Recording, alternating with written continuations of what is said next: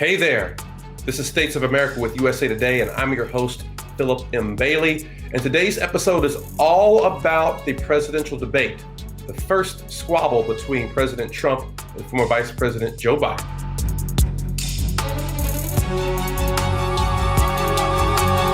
Was that a debate?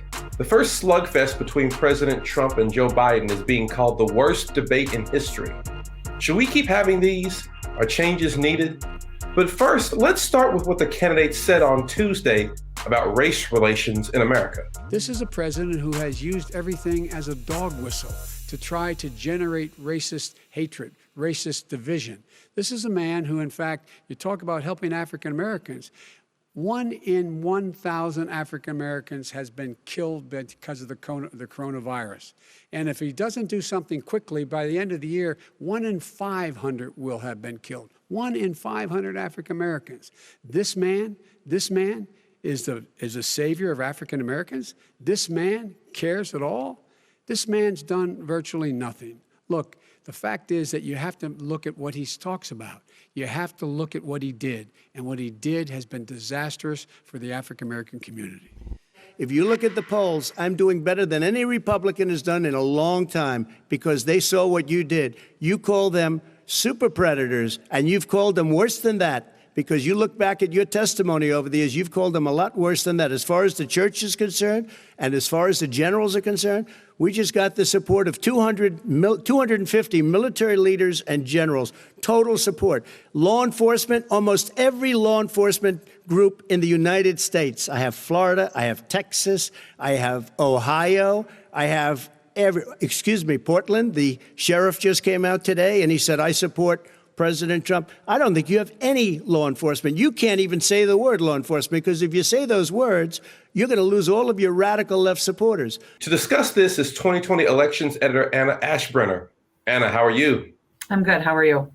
Anna, let's start with, I guess, the overall commentary about race relations, the civil unrest we're seeing in cities, and police brutality. Did you learn anything from either candidate in their exchanges? No. Now I'm not, an average voter. This is what I do all the time. But I think what we saw last night was pretty much standard to what both candidates have been saying on the stump so far this year. Joe Biden talked about the need for civil protest and, condemned the violence that some cities have seen. And Trump obviously went fully in on Antifa and other violence that's happened in Portland and elsewhere. So it felt very similar to what we've heard from both of them all summer.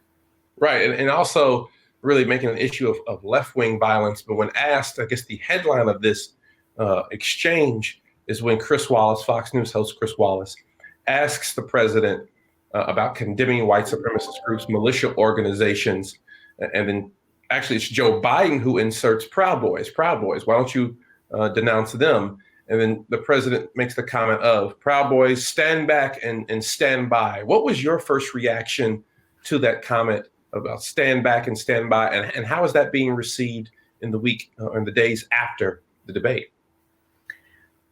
I didn't know what to make of it immediately because it was sort of freewheeling in the moment, and they were all kind of talking over each other like they had been really all debate. But it was very clear immediately afterward how that comment was taken both by the Proud Boys organization and, just other political watchers. And I think people who maybe didn't watch the debate woke up this morning and that was the headline that was dominating. Now, Trump has spoken about this since, saying, he condemns all types of those groups and he doesn't know who the Proud Boys are. But it was very evident, and that happened near the end of the debate, that it was going to be a defining moment of the night.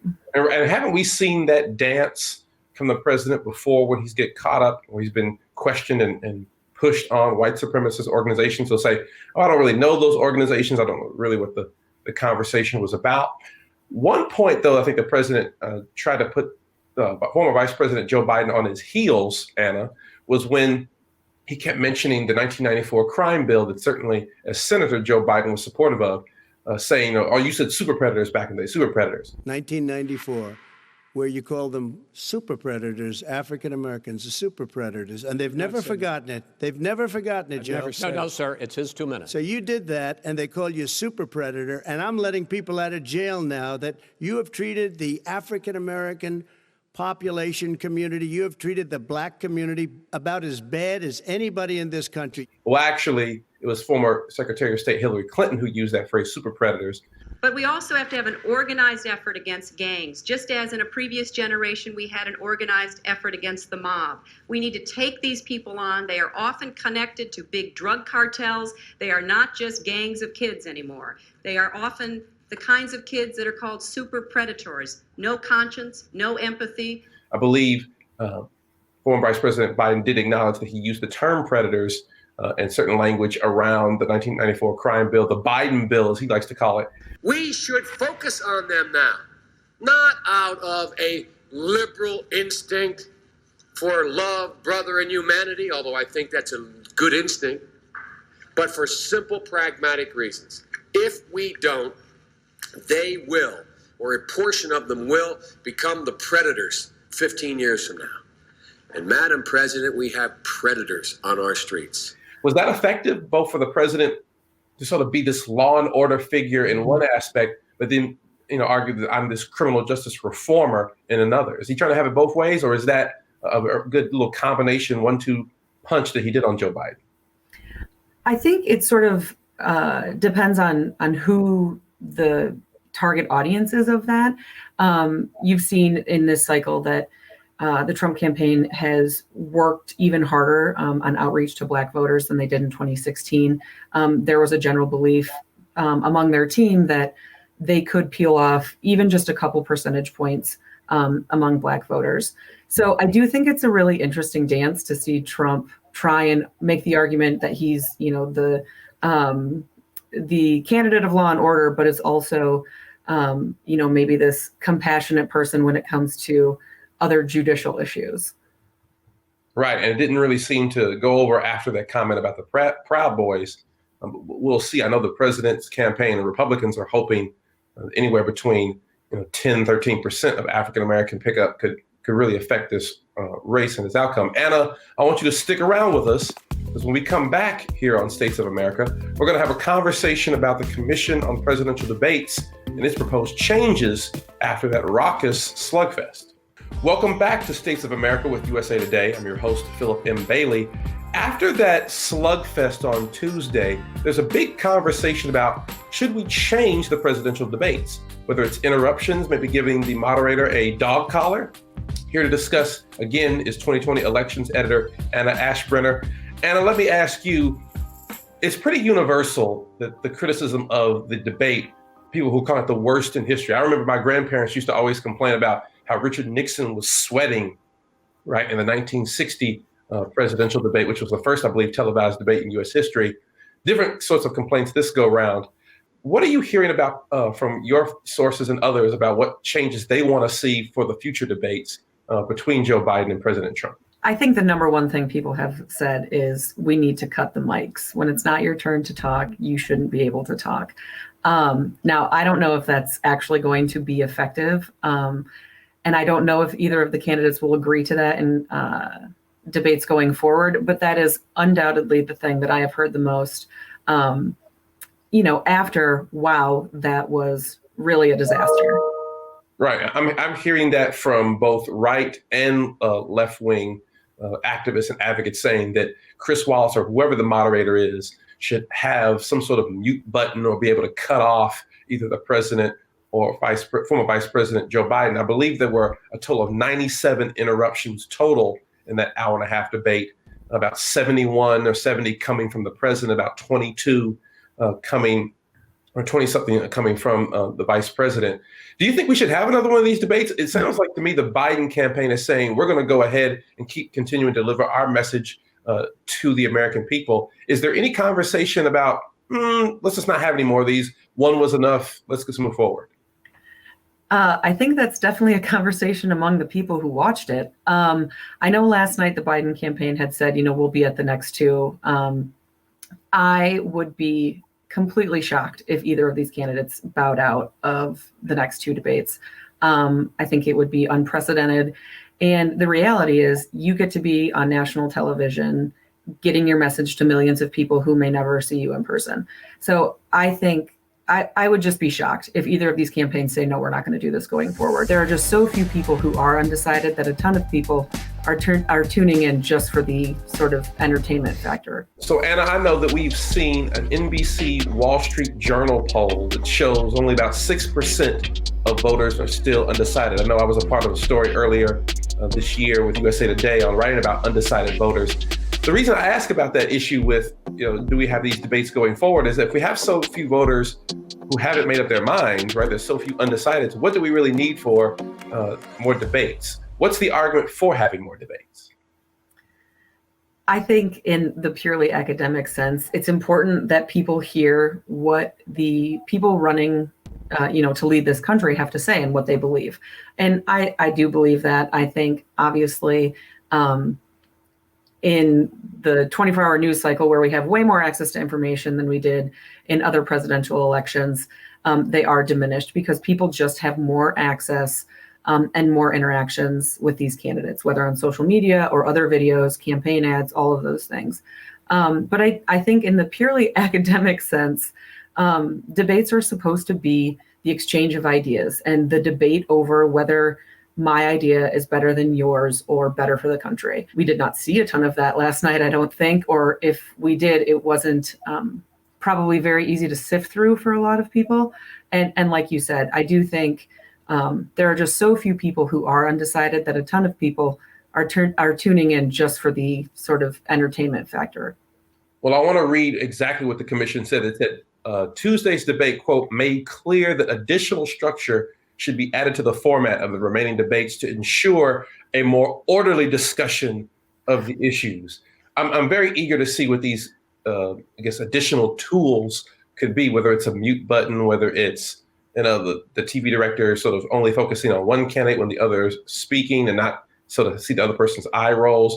I mean, and to be fair, it wasn't just Trump. I mean, Trump was obviously doing most of the interrupting, was sort of being the bull in the china shop. But even, former Vice President Joe Biden was trying to mix it up there, saying some things that I don't think he would have said in previous election cycles, calling the president a clown, right? Saying, telling him to shut up, man, which was probably something he ended up raising a lot of money on. I already see the T-shirts out there. Do we anticipate we'll get an announcement about what these changes will be sometimes this week, or will it have to be a negotiation with the two campaigns respectively? I think it's going to be a negotiation. I think there's just going to be some back and forth here. Like I said, I'm just not convinced a mute button is going to happen. I will be thrilled if I am proved wrong because I can't wait to see that. The other thing, the next debate is more town hall style. So both of these candidates will be dealing with questions from voters. And if it was a bad look last night to talk over each other and talk over the moderator, it's an especially bad look to do that with people who you're trying to convince to vote for you. So that in itself might provide a little bit more of a tame environment. Right. I am interested. I did notice that one-on-one when President Trump did that town hall with voters, he actually let the voters sort of talk over him. It will be interesting to see if there will be that same sort of interruption and back and forth with actual voters present. Anna, I want you to stick around with us one more again. We're going to have a conversation about next week's debate, which is going to be the vice presidential debate, moderated by someone I think we both know around here. It's going to be between Vice President Mike Pence and Democratic nominee Kamala Harris of California. Stick around with us here at States of America. And we're back here on States of America. So the vice presidential candidates usually don't get a whole lot of attention when they have their debate. But it could be different now with Mike Pence and Kamala Harris squaring off. Here to discuss this is elections editor Annah Aschbrenner. Anna, let me ask you, vice presidential debates usually don't make a lot of headlines. We all know when Dan Quayle was told, "You're no Jack Kennedy," back in '88. I served with Jack Kennedy. I knew Jack Kennedy. Jack Kennedy was a friend of mine. Senator, you're no Jack Kennedy. Are we expecting any particular fireworks between Vice President Pence and Senator Harris? Yeah, I do think there will be some fireworks. Kamala Harris has a prosecutorial history. She obviously went viral with her questioning of Brett Kavanaugh during his Supreme Court nomination hearings. And she lit into Joe Biden during the Democratic primary. On the other side, Mike Pence has been in politics for a long time. He hosted a radio show. I think these are both just two people who are very comfortable with public speaking and with defending themselves and, questioning the other side. So I think it could be a little bit contentious. Now, our esteemed colleague, Washington Bureau Chief Susan Page, she'll be moderating this debate. I guess she dodged a bullet by being chosen to do the vice presidential rather than the first presidential debate.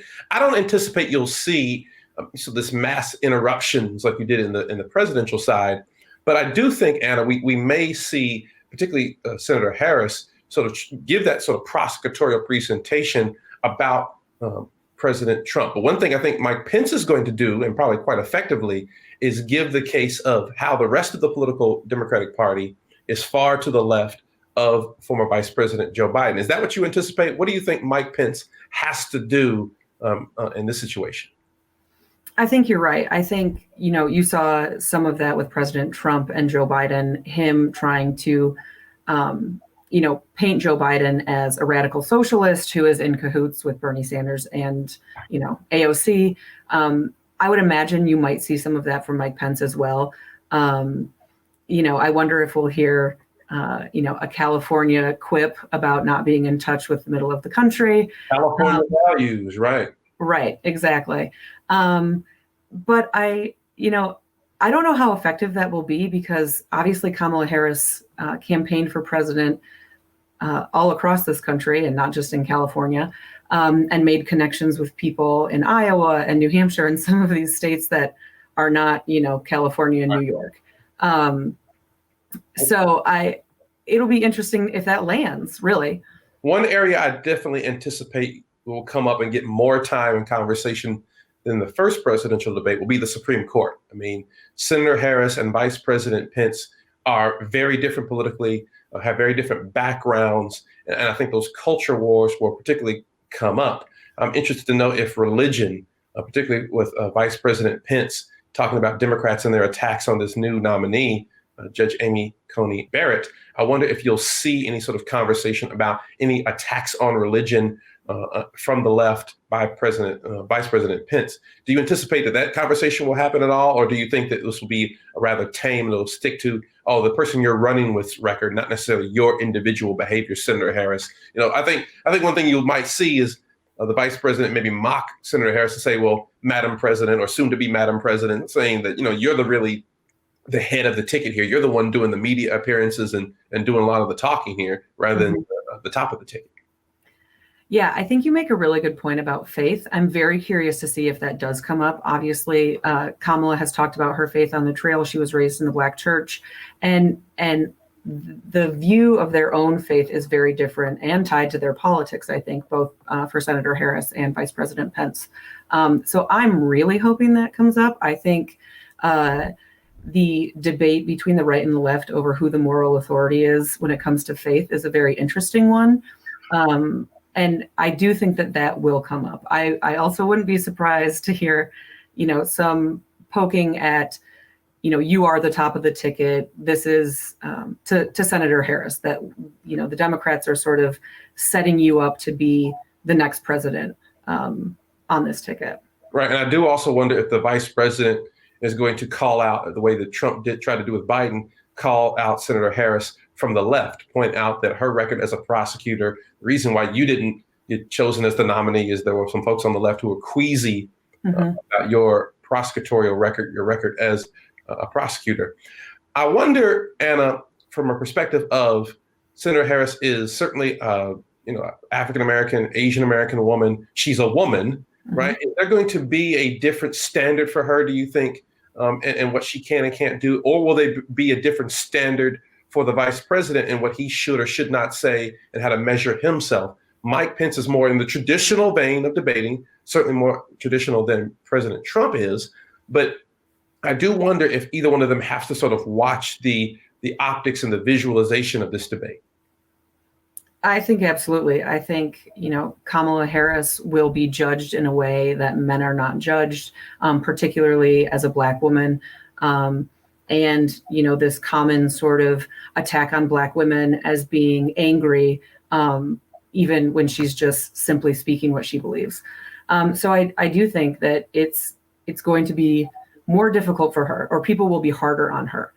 On the Mike Pence side, you don't want to be seen as the guy who's being extra hard on the woman either. So I'm not quite sure how that will play out with him. I think it will be generally respectful, but I do think that she is at a disadvantage in that she is a woman, and people frankly just don't like when women have strong opinions about things. Well, the Supreme Court and cultural wars. Good luck to you, Susan Page. Annah Aschbrenner, 2020 elections editor for USA Today. Thank you for joining us on this long episode. Thanks for tuning in. This is States of America with USA Today. We have honest conversations on the issues that matter most.